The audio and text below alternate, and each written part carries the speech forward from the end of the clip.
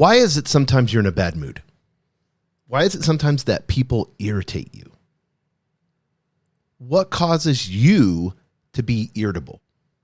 Why do you lash out at people sometimes, especially those that you love the most, like your partner, your wife, your husband? Why do you wake up on the wrong side of the bed? Why don't we just always have this, like super transparent, honest, organic, good feeling? Why do we so easily slip into a bad mood? Why do we get offended? Why do we think that we need to take it out on other people that are around us? I want to talk to you today about self-awareness in the sense of how you can handle stress, how you have these coping strategies that you use on others to make yourself feel better, and how we view toxicity in our lives when it comes to being a victim. And you guys know I talk about Katie and Gay Hendricks a lot, Hearts in Harmony. You can go to their website. I get a lot of material from them, especially when it comes to relationships. You can use this, but and I say this over and over again, whether it's a relationship with the one that you love or whether it's a team member that you're leading at work, it's exactly the same. And you should always treat it the same. Your best friend should be equal to that team member in the way that you would be honest and transparent and have conversations with them. That's why I'm going to give you this one little quick advice. Only hire people that you would go out dinner with. If you don't like them or think that you wouldn't personally go out to dinner with them, don't hire them. Why? You're going to build a relationship with this person. You're going to be coaching them, leading them, with them every single day for hours on end. You want to be able to build a friendship with them as a leader. And I've talked about that dichotomy when it comes to friendship and leading in a ton of podcasts that you guys can go back and look on there. But today I want to talk about these stress coping strategies. I want to get into why we have bad moods, why we wake up on the wrong side of the bed, why we sometimes think, our kids are the most wonderful thing in the world. And then next we think that they're the worst thing in the world. They're undisciplined and selfish and just take money on us. These are things that we tend to put labels on things. That team member is ungrateful of me. He didn't even say thank you when I bought him lunch. We give ourselves these excuses to be easily offended. Or even we may joke with somebody else and say they're too sensitive. You're acting too sensitive. We'll do either or that way, depending on how we want to play that game of I'm okay and you're not.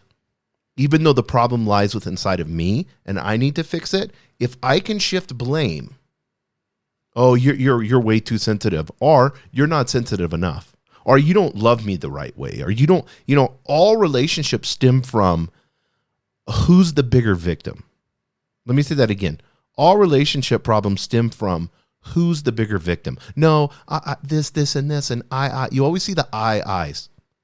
Whenever I'm having a conversation with my girlfriend, I always make sure, and we both are conscious of this, to have these conscious moments of where we're saying we, not I. If I start going into the I, we call each other out on it in a good way. Those are unconscious. We just click off and go unconscious, go to victim defense mode. Then we start lobbing these mental grenades at each other. We build this big barricade, and then we just start throwing grenades at each other. And then skeletons, things come out of the closet. We start blaming things that we shouldn't be bringing up. We've all gone down that slippery slope. We know how when we shut off and go unconscious and turn into our reptilian brain, and it can be, you can like torch things and light things on fire and ruin relationships just based off of that. So when you're in a great mood, what is that from? Did you do that? Or is it something external that happened to you that allowed you to be able to take the catalyst of that and allow it to be able to change your attitude, your emotions, and motivation? So what if you weren't dependent on external things? What if you looked at yourself internally and you knew you had a great partner, you knew you had great kids, you knew you were working at a great place? What if gratitude was your default? This is something I have to work on. I've shared this with you guys. It's super personal. I tend to go in defense mode when it comes to relationships with people because I have trust issue problems. So, I'll automatically think negative. So I have to correct myself instantly and say that thought is not real. That's not real. Because majority of the time, there's not some malicious conduct that somebody's doing. And usually if they are, it's just unconscious. They're not purposely. I'm saying majority of the time, let's say 80-20, 80% of the interactions I have with people, they're just being unconscious.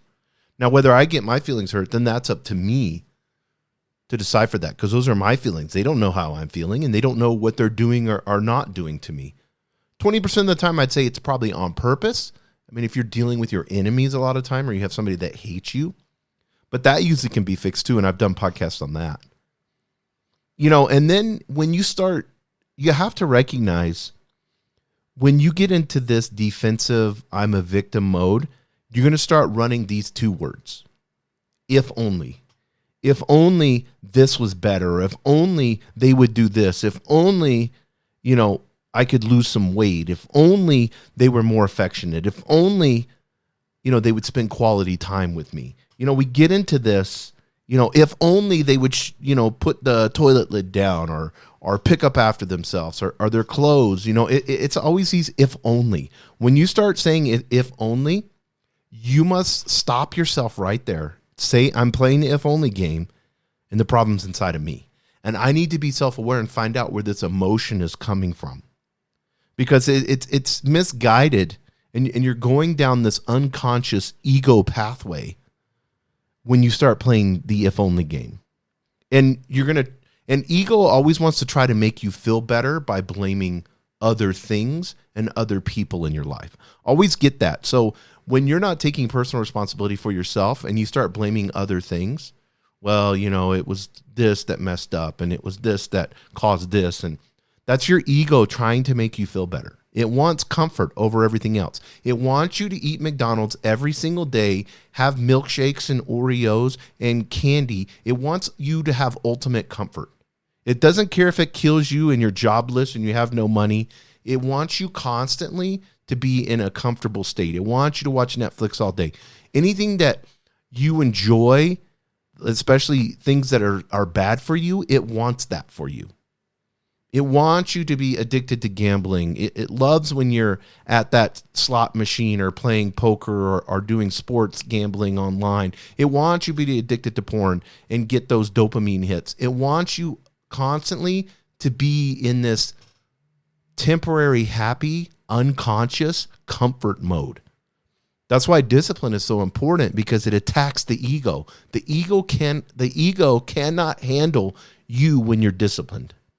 It cannot handle when you give up and sacrifice things that you want now, a milkshake, for a green drink that you make. Right now I'm kind of going through this whole new year, so I want to try out these new diet. I always try out these new things, and I've tried out different ways of working out. Last 2.5, 3 years, I've been lifting a lot of weight, been, pretty heavy with lifting weights. So now I kind of want to relax, do more cardio, work on, I need to get my cholesterol a little bit better. So I'm going to work on, eating a lot more clean, even though I have been doing meal prepping and been clean. I want to kind of get the vegetables and the protein in there, take some more fish oil, niacin, and all those things that are really good. I want to work on cardio, and work on that this year. That's kind of been my obsession for this year. And I been doing good? No. As I went on vacation for a week, and then I ate really bad while I was on vacation. So, but that's my ego. My ego is like, nah, you don't need to do cardio today. You're fine. Have those frosted flakes. Those are delicious. That sugar-coated lies is what Jocko Willink call them. I love that. So you have to understand, whenever you're playing this ego unconscious game and you're blaming others, you're going to react to try to restore you in a good feeling. Now, the best way to do that is go for a walk, go exercise, because 100% of the time you're going to feel good after you get out of the gym. Your mind's going to be clear. Go to the sauna, go for a swim, whatever it may be. A lot of physical activity will clear up the mental. That's the number one thing you can do. But instead, the ego wants you to grab a handful of cookies. It wants you to grab that cigarette. It wants you to go find someone to make you feel better. You know, all of these unconscious things have a repercussion. That cigarette, seeing somebody you shouldn't be seeing, being 100 pounds overweight, all of those things cause you to just be in this ego circle. I'm going to blame somebody. I'm going to feel offended. I'm going to vent to somebody else. I'm going to numb out by doing this, this, and this. I'm going to be refusing to admit I'm not going to take any responsibility. I'm the huge victim here. And then I'm going to distract myself with work or whatever it may be, because I don't want to be self-aware. I don't want to look inside of myself and see what the true problem is. So if you're blaming everyone, you're feeling offended, you're venting, you're numbing, you're refusing to admit, you're distracting yourself, all of these things are unconscious behaviors. And they're misguided because they do not address the root cause. Why is the natural flow of our creativity blocked in these? Why can't we be creative or creative? Like that is where we're put here on earth to do. Each of us, I believe, has a special gift of creativity that we flow in. And each of you know what that is. Deep down inside of yourself, you know. And if you did enough self-awareness and see what makes you feel alive, you will find that. And you need to do more of that and not have any distractions, but just do that. And constantly, maybe only 20% of your day can be focused on that. And you want to get to 80, that's fine. If you can delegate, delegate. If you have the money to hire people, because you will make a ton of more money if you're flowing. When people are in their flow state, money follows that every single time. So how is this state of flow blocked? Well, if you're not getting to the core of what you really need to feel. So let's use an example of somebody offends you. Why did they offend you? Okay, Susan said that what I did was like on a 1 to 10, it was like a 6, and then she thinks that she could do better and get it to an 8 or 9. And she said that in front of my other boss. So now she made me look bad. And so I'm super pissed. Okay, perfect. Well, why am I pissed? Because I look bad in front of the other boss. Do you think Susan did that? Was she being truthful? How is the presentation? Is she trying to get in on the work? Like you have to, like, if you need to write it down, I like to write things down.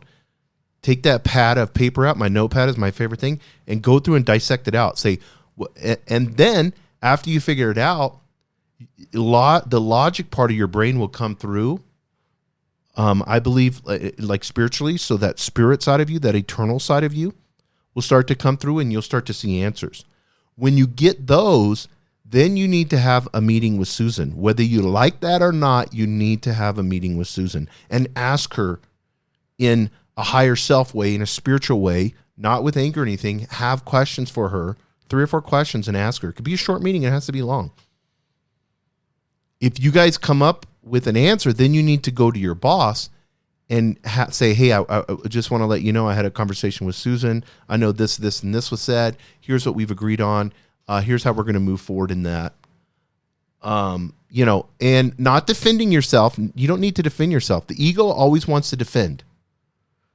You don't need to defend yourself. Your boss is going to be more impressed that you had a meeting with Susan and that you confronted her than you defending yourself.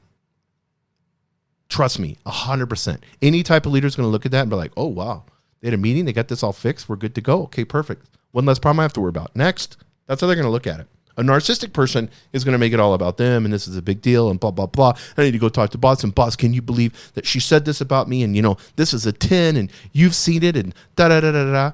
Why? Why not use the opportunity to make Susan your friend? Obviously, there's work that needs to be done on that relationship. Have Susan come in and tweak it and make it better, and both of you take the credit for it. Why do you need all the credit?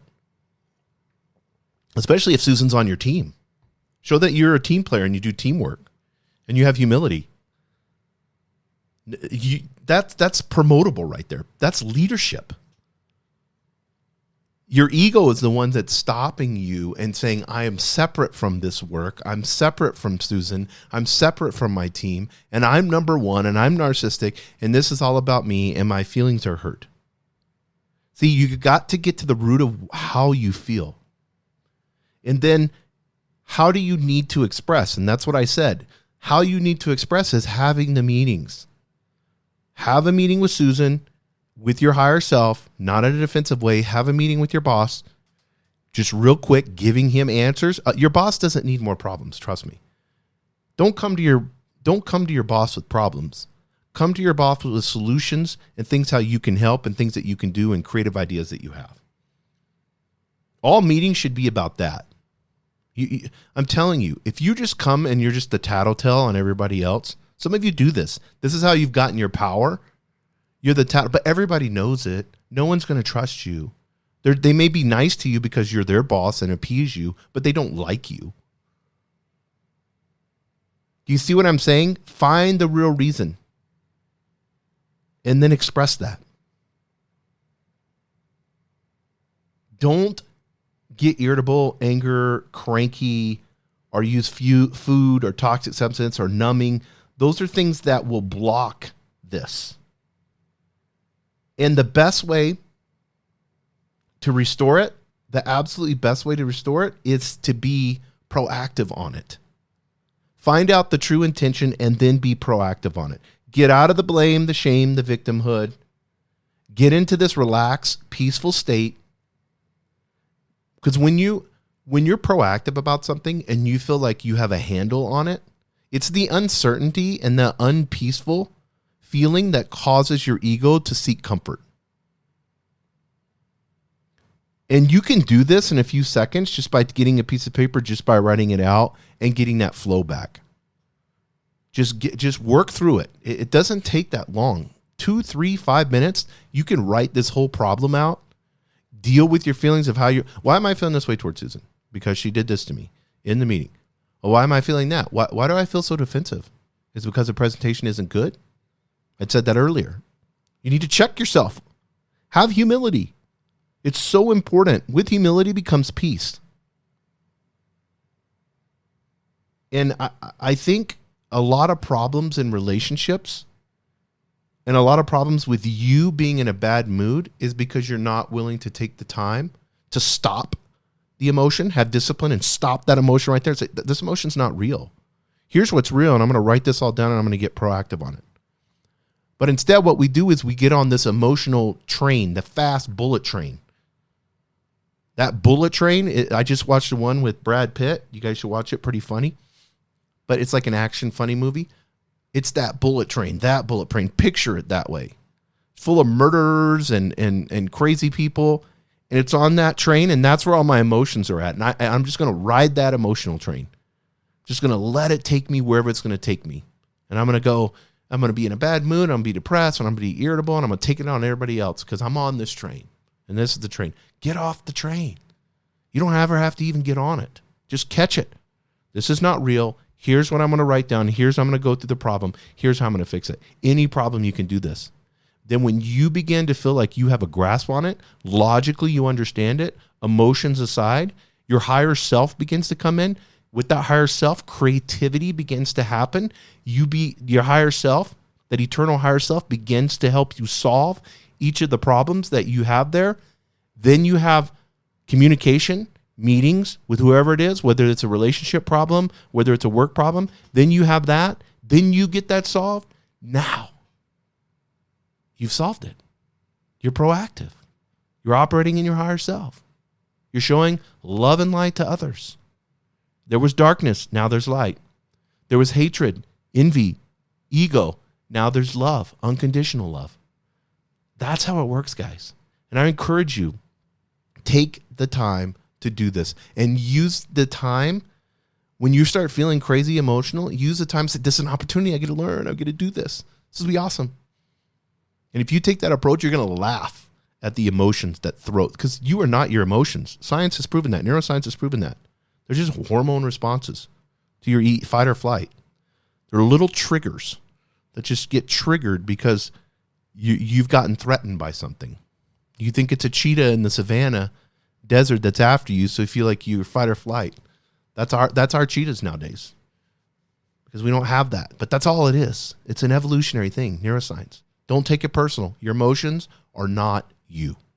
Thank you for joining us on the Albuquerque Business Podcast. And thanks to our sponsor, RigbyDigital.com. Make sure to subscribe and share. And go to abqpodcast.com. Get show notes, resources, and links to everything we talked about today to help you navigate your journey as an entrepreneur and business owner.